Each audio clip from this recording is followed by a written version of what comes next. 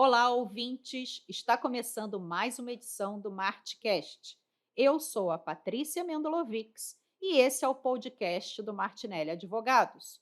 Hoje vamos gravar eu aqui no estúdio do Martcast e os nossos dois convidados via Zoom.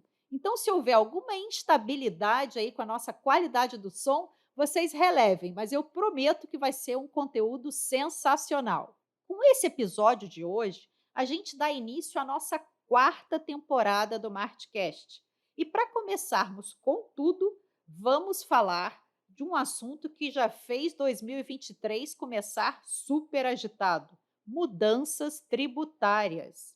Além das alterações feitas no final de 2022, que os reflexos já começaram em janeiro deste ano, tivemos inúmeras outras alterações super importantes na legislação e os nossos convidados vão falar sobre isso. Medidas provisórias, instruções normativas, portarias e discussões relevantes nos tribunais superiores que afetam a realidade e o dia a dia das empresas dos nossos ouvintes.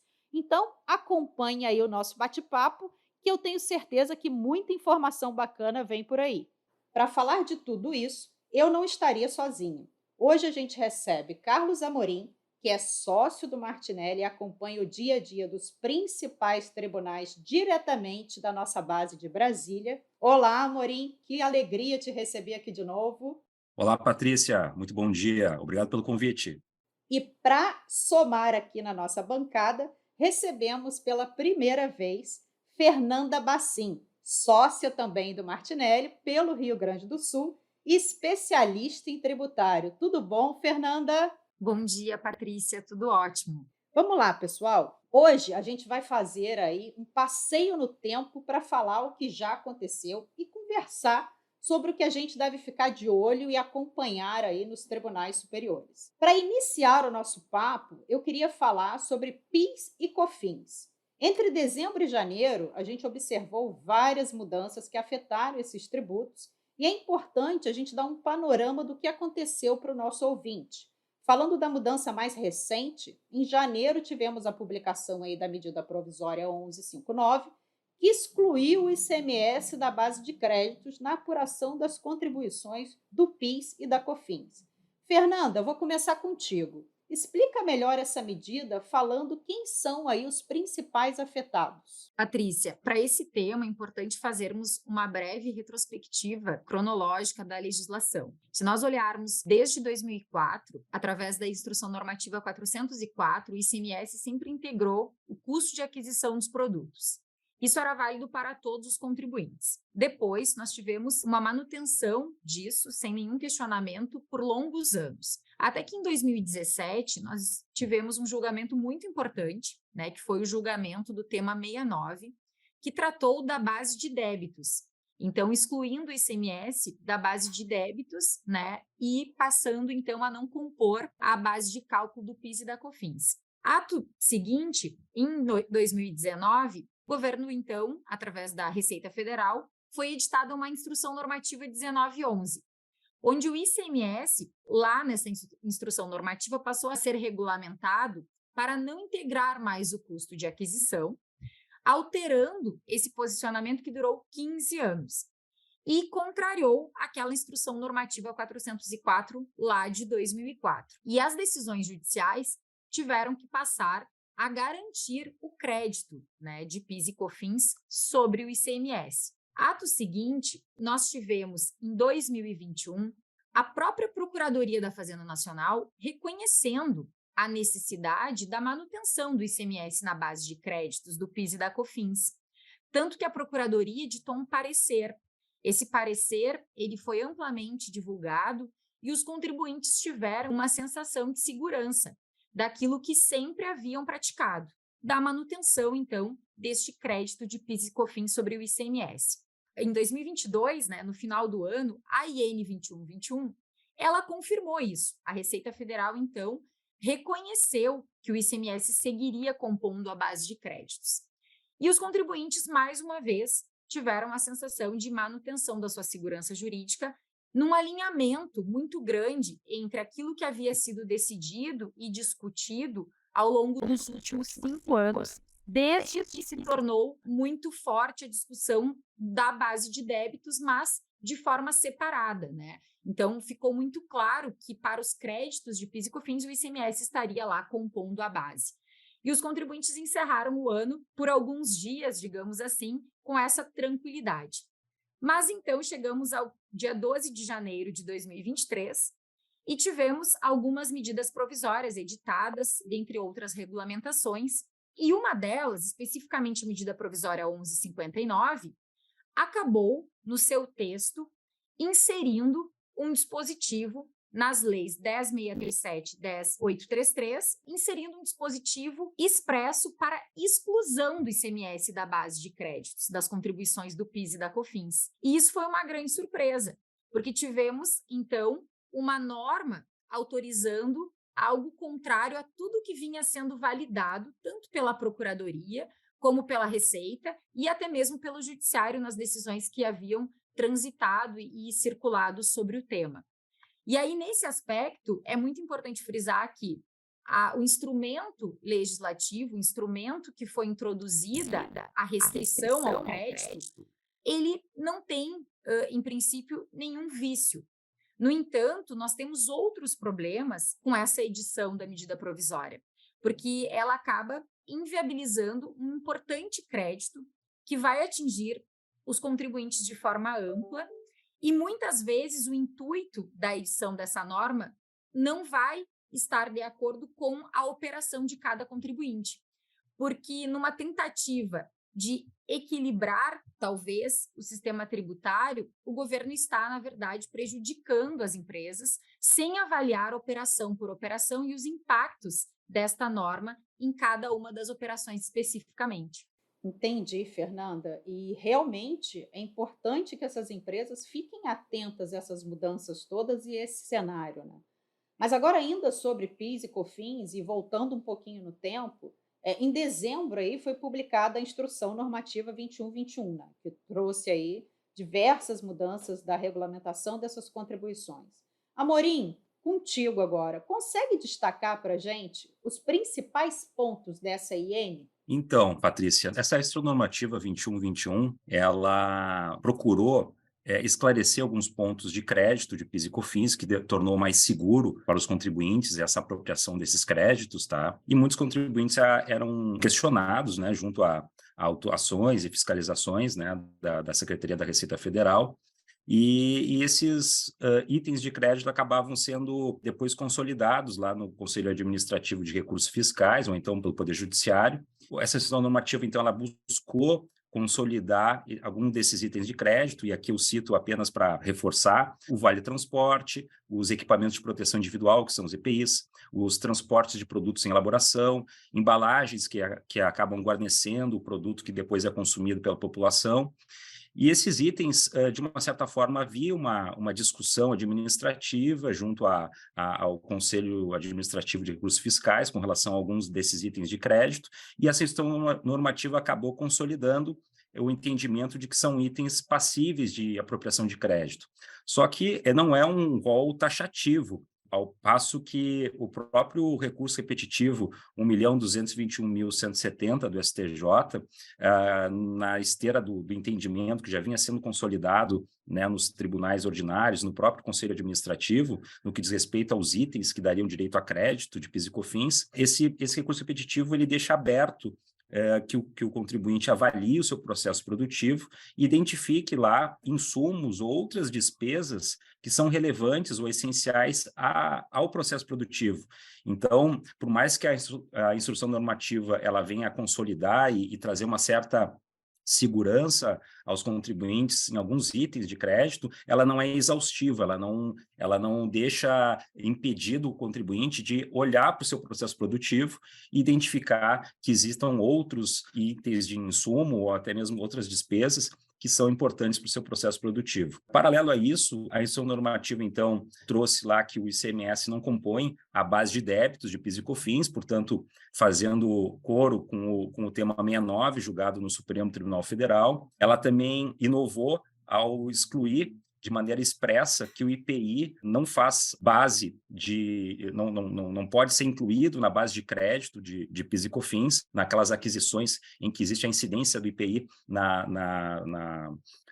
nos produtos, né? Enfim, nos insumos que as empresas venham a adquirir para o processo produtivo. Isso aí é relevante porque o IPI, na medida em que, especialmente para aqueles produtos que são para revenda, eles integram, de fato, o custo de aquisição. E a legislação sempre autorizou a tomada de crédito de PIS e COFINS sobre essa parcela do IPI quando ele não é recuperável.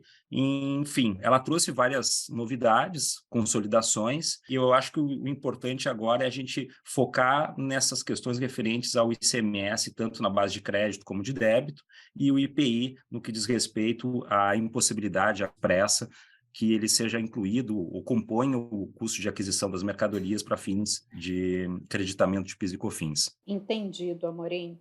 Agora vamos avançar um pouquinho e falar de STF, né? Em dezembro, a gente teve aí o julgamento da ação direta de inconstitucionalidade 4395, que retirou a obrigatoriedade do recolhimento da contribuição do Fundo Rural. Essa ADI discutiu se as pessoas jurídicas que compram da produção rural deveriam ou não fazer essa contribuição. Com esse novo entendimento dos ministros, como que fica a situação das empresas que faziam ou ainda fazem o pagamento pelo Programa Especial de Regularização Tributária Rural, o PRR, por exemplo? Importantíssimo, Patrícia. Essa pergunta aí traz consigo uma solução, né, que poucas vezes a gente conseguiu visualizar de maneira tão clara assim na legislação. Eu digo isso porque o PRR, esse programa de regularização dessas dívidas que as indústrias, enfim, ou que os produtores, pessoas físicas empregadoras tinham com o governo federal em função do não recolhimento, né, do Fundo Rural nessas operações de venda das mercadorias que são produzidas, né? Ela buscou, por intermédio dessa legislação do PRR, integrar um dispositivo que, caso seja reconhecida a ilegitimidade da cobrança por decisão tanto do STJ como do Supremo, vem admitir, então, que se faça uma revisão do ingresso dessas empresas, desses produtores, no programa de recuperação. Ou seja, a própria legislação que autorizou que se faça pagamento parcelado dessas dívidas que os produtores ou que as indústrias tinham com o governo federal, ele inseriu um dispositivo que legitima os produtores e as indústrias, uma vez reconhecido posteriormente a ilegitimidade dessa cobrança por decisão tanto do STJ como do Supremo, que eles possam pedir uma revisão desses valores que foram incluídos no programa. Bom, o que traz isso de novo, agora com a decisão produzida aí na ação direta de inconstitucionalidade 4395? O ministro Dias Toffoli, no seu voto, deixou de forma clara, expressa, que a retenção que as indústrias, quando adquirem os produtos produzidos e depois empregadores, legitima, ele esclarece que essa retenção, pós a emenda constitucional número 20 de 98, ter sido consolidado numa legislação nova. Então, por essa razão, entendeu o ministro que essa retenção não está corretamente disposta na legislação e, portanto, ela é ilegítima se fazer uma cobrança desse crédito por parte das agroindústrias, na medida em que eles não são responsáveis tributários desse recolhimento. Bom, no momento em que ele retira, então, a legalidade dessa cobrança por parte das aquisições, enfim, isso fez com que esses valores que foram incluídos pelas agroindústrias no programa de recuperação acabam se tornando indevidos. Isso, sem dúvida nenhuma, é um motivo de atenção agora por parte dessas indústrias que fizeram esses recolhimentos, que agora está sendo reconhecido como indevido ou ilegal. Tem a possibilidade, então, essas agroindústrias de se ressarcir desses valores que, eventualmente, tenham inserido no programa. Então, a importância dessa definição, E diga-se de passagem, por mais que a decisão já tenha sido tomada pelo plenário do Supremo Tribunal Federal, agora no dia 23 de março vai haver uma nova reunião do plenário com todos os ministros, e a ministra Rosa Weber, presidente, vai efetuar então a proclamação desse resultado, deixando de forma clara que o artigo 30 da Lei 8212, naquele inciso número 4, que prevê essa obrigatoriedade da retenção do fundo rural por parte das agroindústrias, ele não pode ser mais exigido. Então, na medida em que esse valor não pode ser mais exigido, que ele é uma retenção ilegítima, abre-se, então, uma nova discussão em cima do fundo rural, como se o fundo rural nunca tivesse, digamos assim, sido instituído de maneira adequada, né? Porque nós, esses anos todos aí, temos uma flutuação de jurisprudência no que diz respeito ao fundo rural, que ora é indevido, ora é devido, tem o fundo rural da agroindústria, na produção própria, enfim, o fundo rural é sempre uma novidade, e agora nós estamos novamente, né, com essa oportunidade de se buscar, então, esses valores que foram incluídos no PRR, na medida em que houver, por parte do Supremo Tribunal Federal, a definição de maneira clara, então, de que a retenção por parte das agroindústrias ela é indevida. Entendido, Amorim.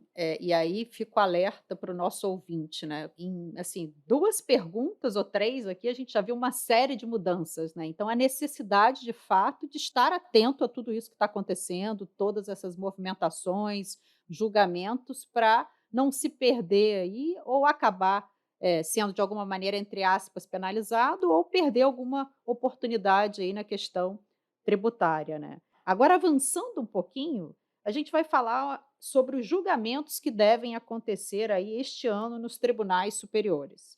Vale comentarmos sobre a transação tributária, editada em janeiro deste ano, a Portaria 01/2023, que instituiu o Programa de Redução de Litigiosidade Fiscal, criando essa nova forma de transação tributária com 2 modalidades de negociação. Fernanda, vou voltar a bola para você. Explica para a gente como que funcionam essas novas modalidades aí, essas 2 modalidades. Perfeito, Patrícia. Muito importante relembrarmos um pouco que a transição tributária ela já vem sendo, né, praticada, especialmente pela Procuradoria da Fazenda Nacional desde 2020, quando ela surgiu, quando foi editada a lei instituidora da transação, deste novo instituto que teve o intuito central uma abertura para as empresas negociarem e terem aplicados para si as vantagens específicas, individuais, respeitando os seus limites, né? Sua capacidade de pagamento, o tempo de tramitação dos seus débitos, a dificuldade na recuperação dos mesmos por parte da Fazenda. E aí nós vínhamos numa crescente, né? Os débitos perante a Procuradoria vinham sendo amplamente negociados.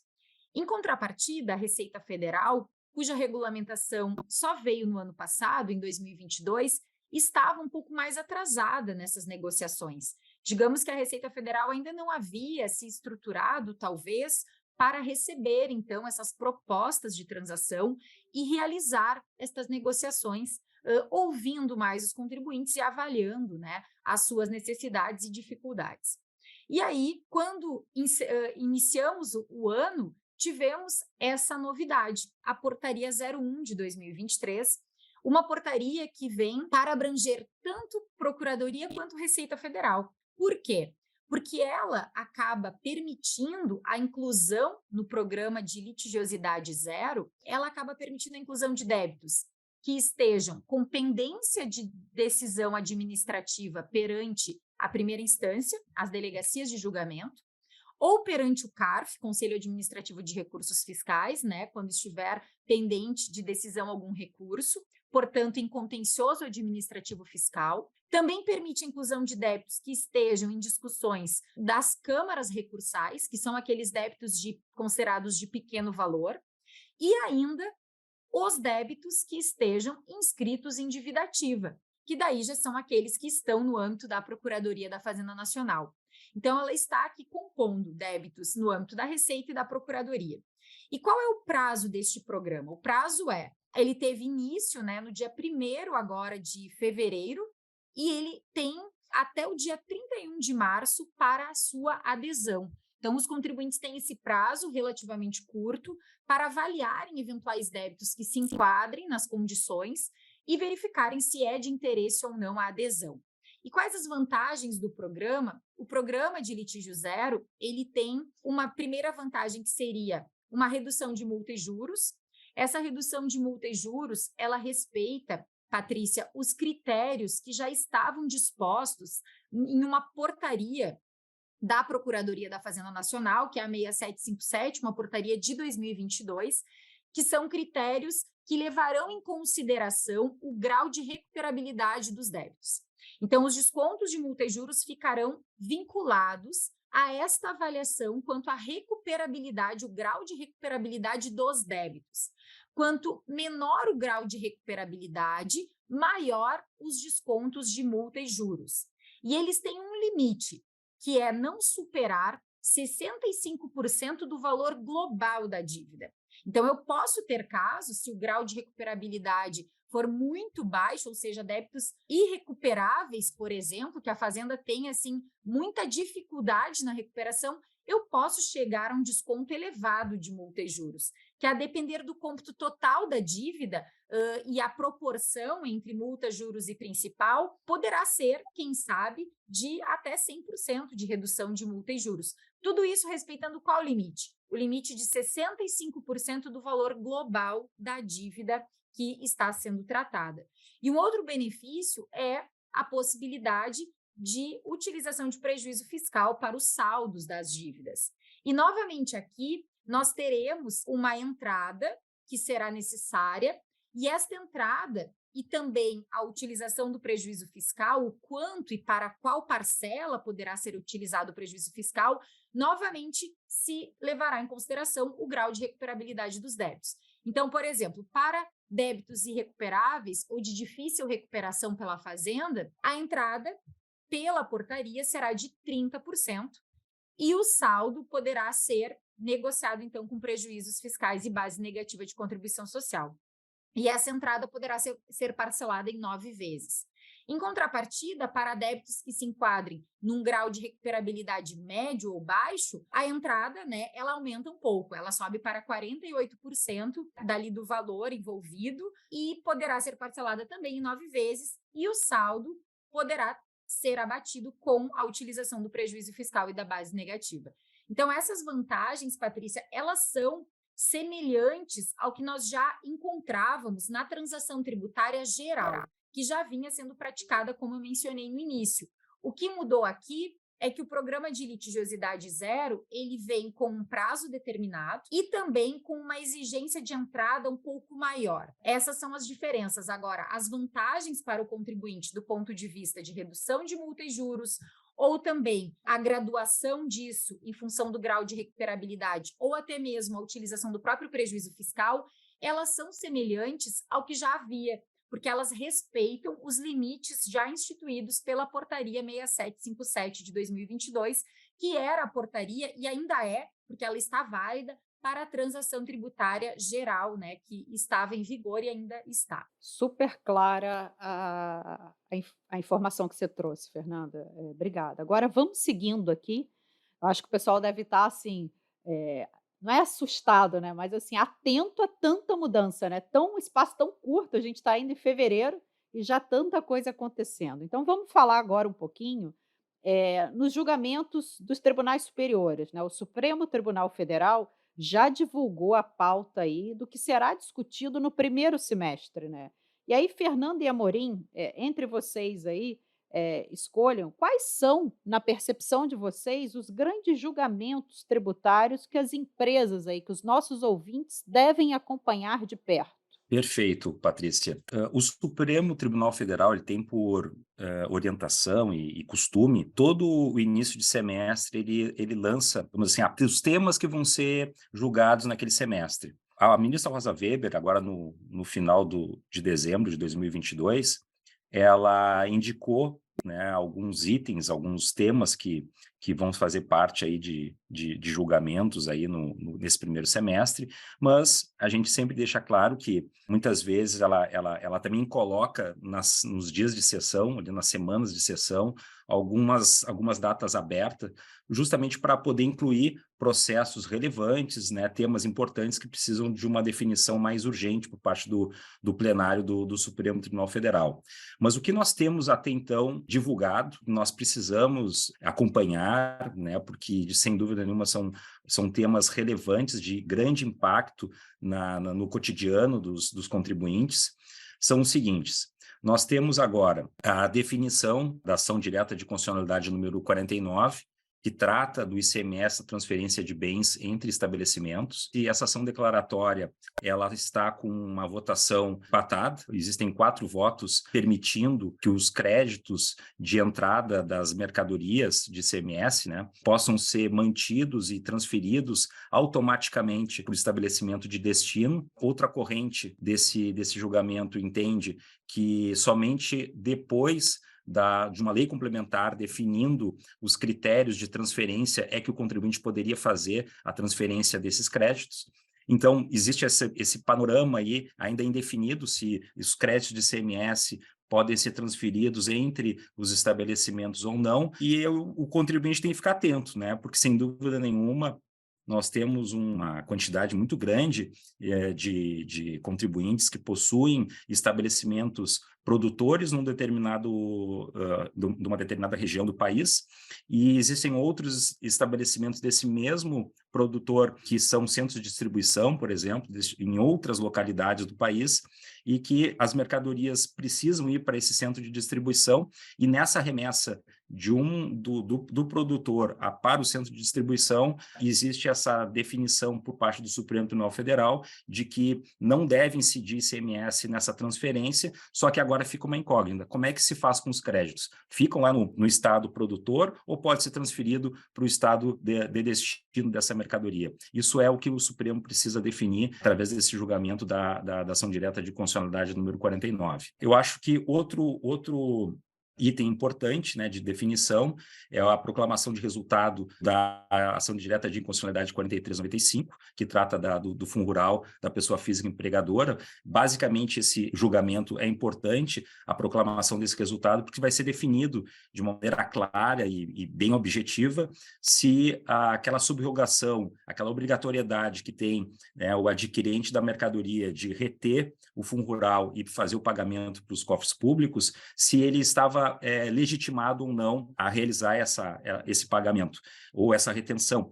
Isso porque muitos desses produtores acabaram depois ingressando no programa de regularização lá do Fundo Rural, estão pagando ainda o PRR, e agora surge essa oportunidade de repente, se rediscutir se esses pagamentos foram ou não legítimos dentro do programa. Outro julgamento importante, que será realizado ainda no mês de fevereiro, através do plenário virtual do Supremo Tribunal Federal, é a ação direta de constitucionalidade número 7195, em que discute aquela contribuição, ou melhor, o ICMS incidente sobre aquele custo de transmissão e de distribuição de energia, a famosa TUST e TUSD, na base de cálculo do ICMS, se a liminar concedida pelo ministro Luiz Fux, que suspendeu um dispositivo da Lei Complementar 194 de 2022, que excluía esses valores, essas contribuições dentro da conta de energia elétrica, da base de cálculo do ICMS, se a liminar concedida pelo ministro Luiz Fux está legítima ou não. Então, o plenário do Supremo Tribunal Federal, nessa sessão virtual do dia 24 agora de fevereiro, vai ou convalidar, né, a orientação do ministro Luiz Fux, ou então eles vão invalidar a liminar concedida pelo ministro Luiz Fux, e com isso a conta de luz pode, para todos os contribuintes, né, se tornar um pouco mais barata na medida em que vai ser excluído esses valores da TUST e TUSD da base de cálculo do ICMS. Outro julgamento também importante, também mais uma ação direta de inconstitucionalidade, a número 7066, que trata do ICMS de FAO. Basicamente, aqui vai afetar toda aquela comunidade que realiza o comércio eletrônico. Essa ação direta de inconstitucionalidade ela tem por objetivo discutir se o ICMS sobre esse comércio eletrônico, né, que é o diferencial de alíquota entre os estados da federação. Se esse ICMS ele pode ser cobrado já em 2022, né, ou se ele poderia ser cobrado apenas em 2023. Aqui a discussão é saber se há anterioridade nonagesimal ou a anterioridade anual. Com isso, os valores que foram pagos aí no decorrer do ano de 2022 poderiam ser repetidos, né, pelos contribuintes que foram afetados por essa contribuição. Fora isso, o Supremo Tribunal Federal tem, por regra, uma série de julgamentos nas suas turmas, enfim, mas eu reputaria como principais discussões aí no campo tributário desse primeiro semestre de 2023, esses itens que eu acabei salientando. Olha, Amorim, primeiro semestre vai ser, como se diz por aí, frenético, hein, no tribunal. A gente sabe, Amorim, que o STJ, diferentemente aí do STF, não tem essa divulgação antecipada do tema tão, né, clara assim. Mas você consegue dar para a gente uma previsão também do que pode vir por aí nesse semestre no STJ? Perfeito. Então, Patrícia, de fato, o STJ não tem a mesma tradição do Supremo Tribunal Federal de indicar ou de publicar a pauta de julgamentos, de matérias para os próximos meses, mas de forma que a gente só fica sabendo que tipo de tema, que tipo de processo vai ser julgado numa determinada sessão apenas no mês antecedente.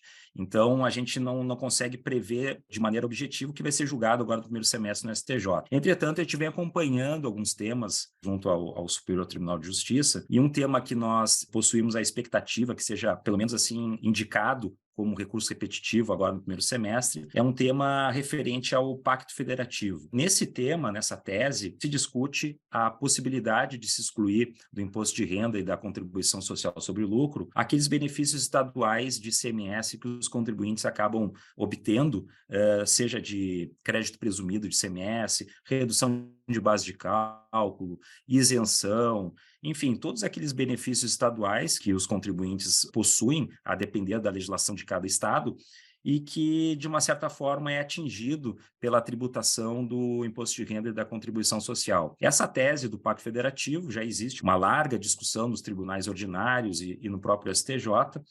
O STJ já consolidou o entendimento de que o crédito presumido não pode compor a base de tributação do imposto de renda. Entretanto, fica aí, né, uma ponta de dúvida com relação às reduções de base de cálculo e isenção. Então, através desse recurso repetitivo referente a alguns cursos especiais que estão lá indicados lá no STJ, é que vai se definir se essa matéria vai ser, de uma certa forma, consolidada e julgada na primeira sessão do STJ, para que daí sim, através de um recurso repetitivo, possa ter uma orientação uniforme para todos os tribunais do país. De uma certa forma, os tribunais ora oscilam concedendo, ora oscilam negando o direito do contribuinte. Então, a nossa expectativa é que o STJ, nesse primeiro semestre, pelo menos indique esse tema como recurso repetitivo para que a gente tenha uma solução uniforme, padronizada, né, com relação a esse tema que é tão relevante e importante para as indústrias. Super entendido, Amorim. Como eu falei, né,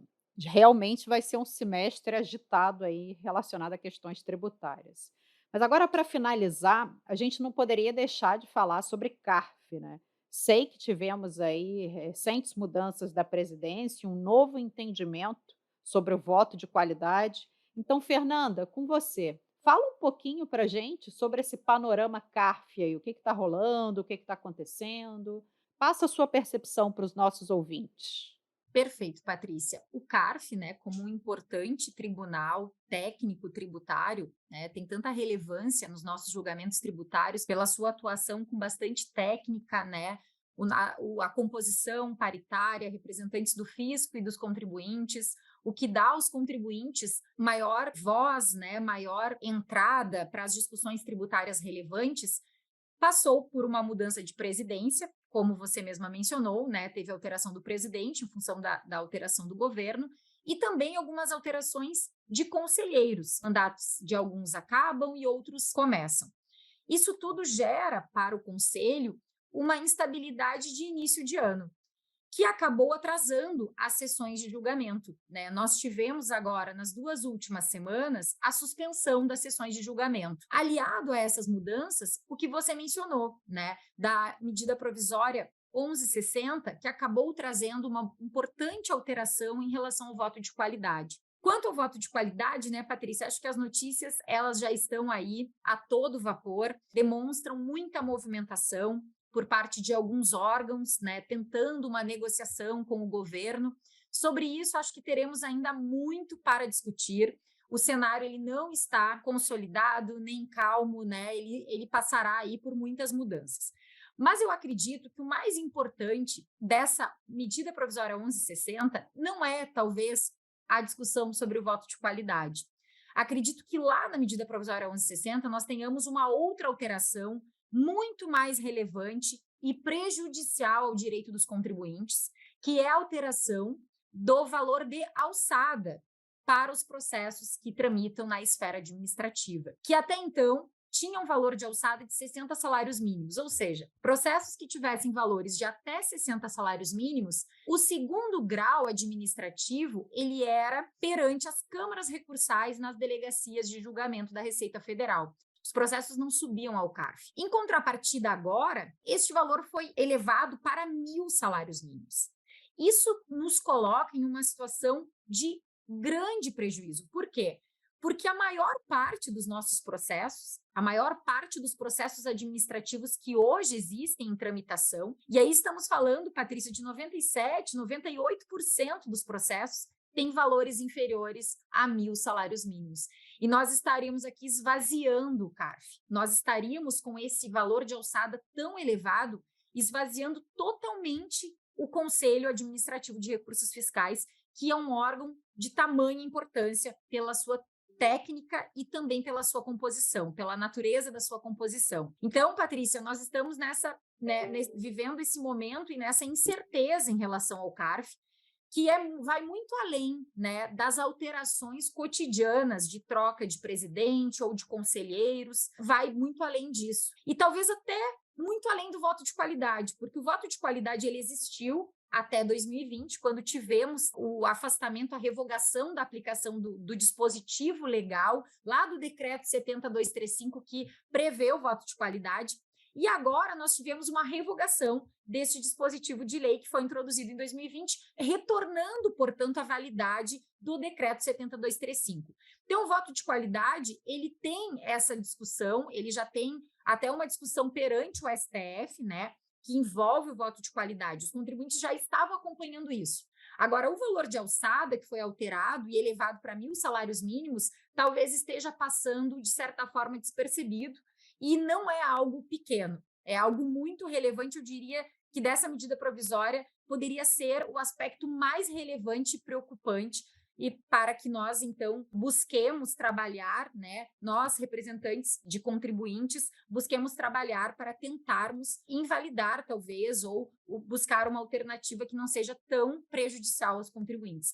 E tudo isso, né, Patrícia, coloca os julgamentos num modo temporário, porque nós não tivemos sessões, nós temos muitos processos que entraram em pauta, saíram agora pela suspensão das pautas. A suspensão das sessões, ela é prejudicial, sim, porque nós temos processos que estão há anos tramitando junto ao Conselho, que nós aguardamos ansiosamente o julgamento.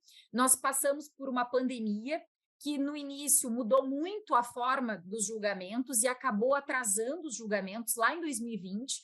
2021, nós tivemos uma retomada lenta, e 2022, nós vivemos um ano de greve, né, dos funcionários da Receita Federal, também daqueles conselheiros que são os representantes do fisco junto ao CARF. Então, nós tivemos uma paralisação em 2022 que acabou atrasando ainda mais os julgamentos. E aí, quando nós iniciamos uma retomada no segundo semestre de 22, nós agora, né, numa ansiedade de iniciarmos 2023 a todo vapor, com os julgamentos do Conselho no seu modo normal, né, na sua velocidade normal, com todo esse atraso para desafogar, nós nos deparamos com tudo isso, né? Não só essas alterações cotidianas, que são naturais, né, mas as alterações que impactam diretamente os processos, os casos dos contribuintes, que são tão relevantes. Então, isso é muito preocupante. Acho que o CARF nos inspira uma atenção, né, e um cuidado. Precisamos estar atentos às mudanças que virão nos próximos meses e atentos também para auxiliar os contribuintes naquilo que for necessário. Com certeza, né, Fernanda? Todo esse cenário, essa instabilidade gera uma insegurança, né? O contribuinte fica assustado com tudo isso, com essa indefinição, com essas mudanças que tocam em coisas que já estavam decididas ou eram pacificadas, então isso tudo gera, de fato, uma preocupação.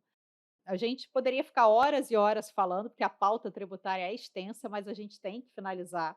Foi um prazer receber vocês dois aqui.